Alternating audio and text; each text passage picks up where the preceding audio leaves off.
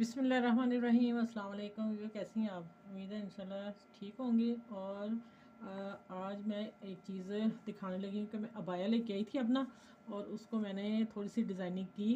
बिल्कुल ऐसा था, बाया तो खूबसूरत था लेकिन इसके बाजू जो थे ना वो कफ वाले थे, आम सिंपल। ये चीज़ मैंने खुद बनाई है, मैं बताती हूँ किस तरह बनाई है। आइडियाज़ देने लगी हूँ कि आप लोगों को भी अगर शर्ट के बाजू बनाने हैं या फिर अबाया सिंपल है तो उसके आप आस्तीन ऐसे बनवा सकते हैं। मेरे ये कफ लगे हुए थे आगे, मैंने वो आस्तीन मेरा काफ़ी लंबा हुआ था, मैंने वो उतार के मैंने वो पॉकेट लगाई। और ये लेस देखें इसके साथ कितनी मैच थी, मेरे घर से ही निकल आई थी, ठीक है। और ये मेरे पास नेट थी, नेट मैंने ऊपर लगाई और क्रोशिया की लेस के साथ मैंने ऊपर रख के लगा दिया। कोई कट नहीं दिया, कोई गुण सिलाई नहीं की, कुछ भी नहीं किया।